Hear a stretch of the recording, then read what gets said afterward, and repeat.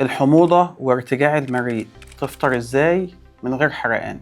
المعدة طول ساعات الصيام مش نايمة، هي شغالة بس بهدوء، إفرازات قليلة، حركة أبطأ، وتوازن حساس. أول ما بيجي وقت الفطار المعدة بتكون مستعدة تستقبل، بس مش مستعدة تتفاجئ. مع أول لقمة لو كانت تقيلة أو دسمة أو جاية بسرعة، المعدة بترد فورا بزيادة الحموضة، مش عشان تعذبك ولكن عشان تحمي نفسها. ومن هنا بيطلع الحرقان واللسعة والإحساس المزعج. يعني الحموضة مش مشكلة صيام ولا ضعف معدة، دي لغة جسم بيقولك اهدى شوية. قال رسول الله صلى الله عليه وسلم: إن لربك عليك حقا، وإن لنفسك عليك حقا، وإن لأهلك عليك حقا، فأعط كل ذي حق حقه.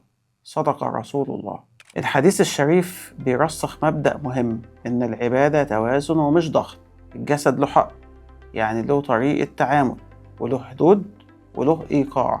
رمضان مش مطلوب فيه إننا نكسر الجسم ولا نرهقه ولا نتعامل معاه بعنف. رمضان مطلوب فيه وعي وترتيب وفهم الإشارات. ولما الجسم يبعت إشارة زي الحرقان أو الضيق، دي مش علامة ضعف، دي علامة إن التوازن اختل. عشان كده رمضان مش اختبار تحمل، رمضان اختبار وعي. وعي في العبادة، وعي في الأكل، وعي في التعامل مع الجسد. يعني إيه حموضة وارتجاع؟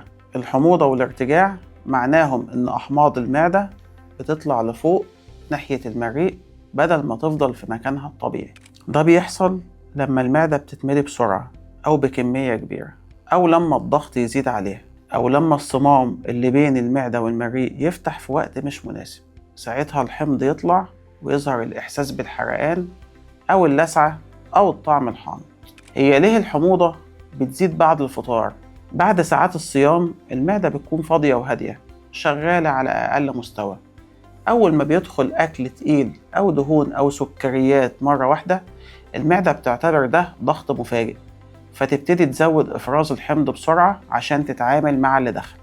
الزيادة السريعة دي هي اللي بتعمل الإحساس المزعج في الصدر والزور. يعني المشكلة مش في الحمض نفسه، لأن الحمض جزء طبيعي من الهضم.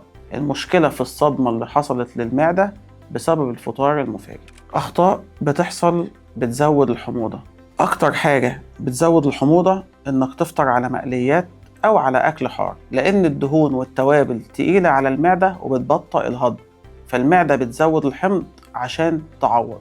الطماطم الكتير، العصائر الحمضية بتزود الحموضة مباشرة، خصوصا على معدة فاضية. كمان الشاي والقهوة بدري بينبهوا إفراز الحمض من غير ما يكون في أكل متوازن يمتصه. ومن أكتر الأخطاء اللي بتتكرر إنك تفطر وتنام على طول، لأن الاستلقاء بيضغط على المعدة ويخلي الحمض يرجع لفوق. كل السلوكيات دي بتحط المعدة تحت ضغط، وساعتها الحمض يطلع بدل ما يفضل في مكانه الطبيعي. طيب إزاي تفطر من غير حرقان؟ اعتبر فطارك رحلة قصيرة لها ترتيب.